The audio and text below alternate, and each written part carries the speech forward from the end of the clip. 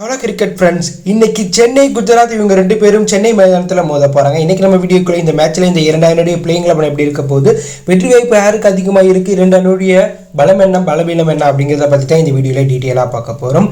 இவங்க ரெண்டு பேரும் போன வருடம் தொடர்ந்து 2 போட்டி விளாண்டாங்க. அதாவது பிளே ஆஃபில் 2 முறையும் விளாண்டாங்க.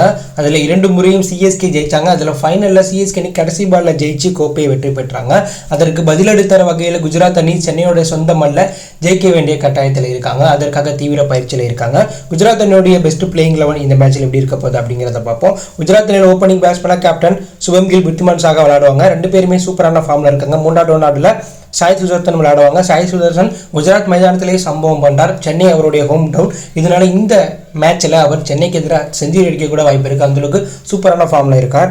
அடுத்த நாட்டில் தமிழ்நாட்டை சேர்ந்த விஜய் சங்கர் பிளேயிங் லெவலில் விளையாடுவார். அடுத்த நாட்டில் டேவிட் மில்லர் விளையாடுவார். அதற்கு அடுத்த நாட்டில் ராகுல் திரிபாத்தியா விளையாடுவார். ஒருவேளை ராகுல் திரிபாத்தியாவை ட்ராப் பண்ணிட்டு தமிழ்நாட்டை சேர்ந்த ஷாருக் கானை களமிறக்க வாய்ப்பு இருக்குது. ஏன்னா ஷாருக் கான் சென்னை பிச்சில் பந்தும் நல்லா போட்டிருக்கார். ஸோ இதனால ஷாருக் கான் ராகுல் திரிபாத்திக்கு பதிலாக இந்த மேட்ச்சில் விளையாட வாய்ப்பு இருக்குது. அடுத்த நாட்டில் ஆல்ரவுண்டர் உமேஷ் ஜாய் விளையாடுவாங்க. அடுத்த நாட்டில் ரஷித் கான் விளையாடுவாங்க. அடுத்த நாட்டில் தமிழ்நாட்டை சேர்ந்த சாய் கிஷோர் விளையாடுவாங்க. பியூஷ் ஸ்பின் பவுலரா சென்னையில் மேட்ச் நடக்கிறதுனால நூர் அகமது விளையாடுவாங்க. ஃபாஸ்ட் பவுலிங் அட்டாக்ல உமேஷ் யாதவ், மோகித் சர்மா பிளேயிங் லெவலில் விளையாடுவாங்க. இதுதான் குஜராத் அணியுடைய பெஸ்ட் பிளேயிங் லெவலாக சிஎஸ்கேக்கு எதிராக பார்க்கப்படுது. பிளேயிங் லெவலில் குஜராத் அணி தரமான பேட்டிங் அட்டாக் வச்சிருக்காங்க. பந்து வீச்சு அட்டாக்கும் சூப்பராக இருக்கு. ஸ்பின் பவுலிங் அட்டாக்கும் சூப்பராக இருக்கு. அதுலேயும் தமிழ்நாட்டை சேர்ந்த விஜய் சங்கர், சாய் கிஷோர், சாய் சுதர்சன் 3 பேர் கன்ஃபார்மாக பிளேயிங் லெவலில் விளையாடுவாங்க. ஷாருக் கானும் பிளேயிங் லெவலில் விளையாண்டா கண்டிப்பாக தமிழ்நாடு பிளேயர்களை வச்சு குஜராத் அணி சிஎஸ்கேக்கு பெரிய அழுத்தம் போடுவாங்க. அந்தளவுக்கு தரமான தமிழ்நாடு பிளேயர்கள் அந்த அணியில் இருக்காங்க. ஸோ அந்த அணியுடைய பலவீனம் அப்படின்னு பார்த்தோம்னா பேட்டிங் தான். பேட்டிங்கில் அந்த அணி ஒரு 200 ரன்களுக்கு மேலாம் அடிக்கிறது கொஞ்சம் சிரமப்பட்டிருக்காங்க. அதுலேயும் சேசிங்கில் பார்த்தீங்கன்னா அந்த அணி கடந்த சில வருடங்களாகவே சிரமப்பட்டிருக்காங்க. இது அந்த அணியுடைய பலவீனம்னு சொல்லணும். அடுத்ததாக சிஎஸ்கேனுடைய பிளேயிங் லெவனை பார்ப்போம். சிஎஸ்கேனில் ருத்ராஜ் கேட்வார், ரச்சின் ரவீந்திரா ஓப்பனிங் பேட்ஸ்மேனாக விளையாடுவாங்க. 3வது நாட்டில் அஜிகே ரகானே விளையாடுவாங்க. 4வது நாட்டில் சமீர் ரிஜ்வான் விளையாடுவாங்க. ஆனால் போன மேட்ச்சில் இவர் 4வது நாட்டில் விளையாடலை. அடுத்த நாட்டில் டேனியல் மிச்சல் விளையாடுவாங்க. அடுத்த நாட்டில் ரவீந்திர ஜடேஜா விளையாடுவாங்க. அடுத்த நாட்டில் தலை MS தோனி விளையாடுவாங்க.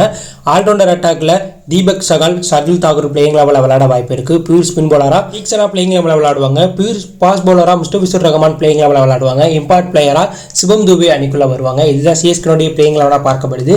சிஎஸ்கே அணியில் 10 கேம்ப்ல இணைஞ்சாலும் 10 உள்ள வரணும்னா ரச்சின் ரவீந்திரா, அப்படி இல்லைனா முஸ்தபிசுர் ரஹ்மான் வெளியேறணும். இவங்க 2 பேரும் இந்த சீசன் முதல் மேட்ச்சில் வேற லெவலில் விளையாண்டதுனால கண்டிப்பாக சிஎஸ்கே அணி இந்த முடிவை எடுக்க மாட்டாங்க. இதனால 10 பார்த்தீங்கன்னா பிளேயிங் லெவலில் விளையாட மாட்டார். அவர் வெளில தான் உட்காந்துருப்பார். சிஎஸ்கேனுடைய பலம் அப்படின்னு பார்த்தோம்னா அந்த கடப்பார பேட்டிங் அட்டாக் தான். அந்த அணியை சேர்ந்த 11 வீரர்களுமே சூப்பராக பேட்டிங் விளையாடுவாங்க. அதே போல் ஸ்பின்னிங் அட்டாக்குமே பார்த்தீங்கன்னா ஜடேஜா, டேனியல் மிச்சல், ரச்சின் ரவீந்திரா போன்ற வீரர்கள் ஸ்பின் பவுலிங் அட்டாக்ல பயங்கரமாக இருக்காங்க. ஆனால் ஃபாஸ்ட் பவுலிங் அட்டாக்ல முஸ்தபிசுர் ரஹ்மான் மட்டும்தான் ஃபார்மில் இருக்கார். தீபக் சகால் ஃபார்மில் இருந்தாலும் அதிக ரன்களை போன மேட்ச்சில் வாரி கொடுத்தார். ஷர்துல் தாக்கூருமே பார்த்தீங்கன்னா அதிக ரன்களை வாரி கொடுத்துருவார். ஸோ அந்த இடத்துல சிஎஸ்கே அணி கண்டிப்பாக அவங்களுடைய பெஸ்ட்டை கொடுக்கணும். ஸோ பந்து வீச்சு ஃபாஸ்ட் பவுலிங் அட்டாக் சிறப்பாக இருக்கணும். அப்போ தான் சிஎஸ்கே அணி குஜராத்தை சென்னை மண்ணில் வீழ்த்த முடியும். ஏன்னா குஜராத் அணியில் பல தமிழக வீரர்கள் இருக்கிறதுனால இந்த மேட்ச்சில் குஜராத் கைகளே ஓங்க வாய்ப்பு இருக்குது. மேலும் மோகித் கான், சாய் கிஷோர் சென்னை அணிக்காக சென்னை கேம்ப்லேயே இருந்திருக்காங்க. அவங்களுக்கு சென்னை பிச்சை பற்றி நல்லாவே தெரியும். ஸோ அவங்களுக்கு எதிராக சிஎஸ்கே பேட்ஸ்மேன்கள் சிறப்பாக விளையாடணும். இந்த போட்டியை பொறுத்தவரை சிஎஸ்கே வெற்றி பெற 60%, குஜராத் வெற்றி பெற 40% வாய்ப்பு இருக்கிறதா கணிக்கப்படுது. ஸோ நீங்கள் சொல்லுங்கள், குஜராத் தலைமையிலான சிஎஸ்கே அணி குஜராத் அணியை வீழ்த்துவாங்களா, இல்லை சுபம் கில் தலைமையிலான குஜராத் அணி சிஎஸ்கேவை வீழ்த்தி பதிலடி கொடுப்பாங்களா? இந்த மேட்ச்சில் யார் ஜெயிப்பா அப்படிங்கிற கருத்தை கவலை லீவ் பண்ணுங்கள். இது பிடித்திருந்தால் லைக் பண்ணுங்கள், ஷேர் பண்ணுங்கள், கமெண்ட் பண்ணுங்கள். மறக்காம நம்ம சேனலை சப்ஸ்கிரைப் பண்ணி ஃபாலோ பண்ணுங்கள். தேங்க்யூ ஃபார் வாட்சிங்.